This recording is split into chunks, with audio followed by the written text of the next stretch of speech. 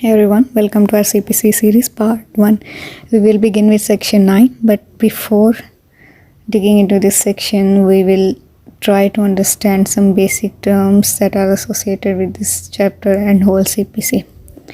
So, first we will start with the word parties.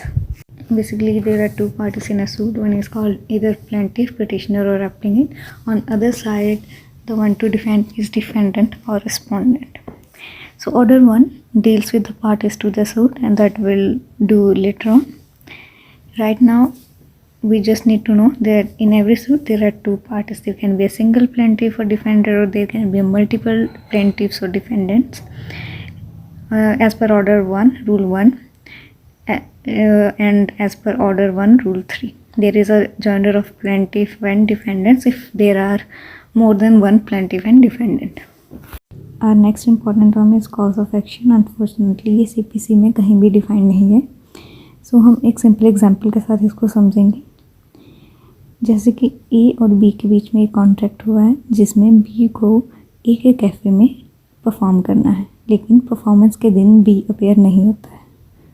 इस case में cause of action arise हो चुका है क्योंकि ब्रीच हो चुकी है कॉन्ट्रैक्ट की, और A के पास राइट आ चुका है कि वो B के खिलाफ सिविल सूट फाइल कर सके. कॉज ऑफ एक्शन के लिए हमें दो चीज़ें जो हैं वो बहुत ज़रूरी हैं. जैसे कि पहली, एक लीगल राइट एग्जिस्ट करता होना चाहिए. अगर लीगल राइट ही नहीं है तो कॉज ऑफ एक्शन नहीं अराइज होगा. एंड सेकेंड, कि उस लीगल राइट की वायलेशन होनी चाहिए.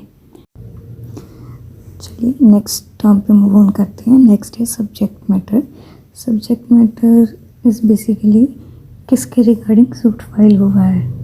सब्जेक्ट मैटर किसी पर्सनल राइट भी हो सकता है, प्रॉपर्टी राइट भी हो सकता है, यानी प्रॉपर्टी के रिलेटेड भी सूट फाइल हो सकता है. So let's move to next term, that is remedy and relief. Mostly people consider it same, but there is a difference. Remedy एक सब्सटेंशियल लॉ के अंदर प्रोवाइडेड है, जैसे कंपनसेशन, डैमेजेस, कॉस्ट की इस सिविल रॉन्ग का क्या रेमेडी हमारे पास अवेलेबल होगा. वेरस जो रिलीफ जो कोर्ट ग्रांट करती है मांगने पर, और ये कोर्ट की डिस्क्रिप्शन पर होता है वेदर टू ग्रांट और नॉट. चलिए नेक्स्ट टर्म पे चलते हैं जो है title. It is in simple terms it's local standard and legal capacity. Title means legal capacity in which a party is contesting the suit in reference to the subject matter of the suit. Plaintiff की legal capacity होगी कि उसने किस capacity में suit जो है file किया है, और डिफेंडेंट की लीगल कैपेसिटी होगी कि किस मैनर में वो लाइबल है उस रेमेडी या रिलीफ के लिए जो प्लेंटिफ ने डिमांड करा है.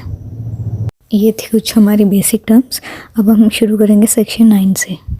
सेक्शन 9 से the court shell, here the code is civil code, and the use of word shall gives section 9 mandatory character. The court shall have jurisdiction to try all the suits of civil nature excepting suits of which their cognizance is either expressly or impliedly barred. Here section 9 provides two conditions. Number 1, first is the suit must be of civil nature, and second is the cognizance of such suit should not have been expressly or impliedly barred. So we will understand these two conditions in detail now. So what is suit of civil nature? Simple terms में अगर किसी suit में principal questions जो है वो civil right के determination के related हैं और उनकी इन्फोर्समेंट के रिलेटेड हैं, या फिर किसी राइट की अगर वायलेशन हुई है तो उसका रेमेडी जो है वो सिविल रेमेडी है, जैसे कंपनसेशन, डैमेजेस, तो सूट जो है वो सिविल नेचर का है. CPC में कहीं भी सिविल नेचर को डिफाइन नहीं किया गया, लेकिन सेक्शन 9 में सिविल नेचर टर्म यूज़ करके ज्यूरिसडिक्शन को कोर्ट्स की को एक वाइडर कवरेज दे दी गई है.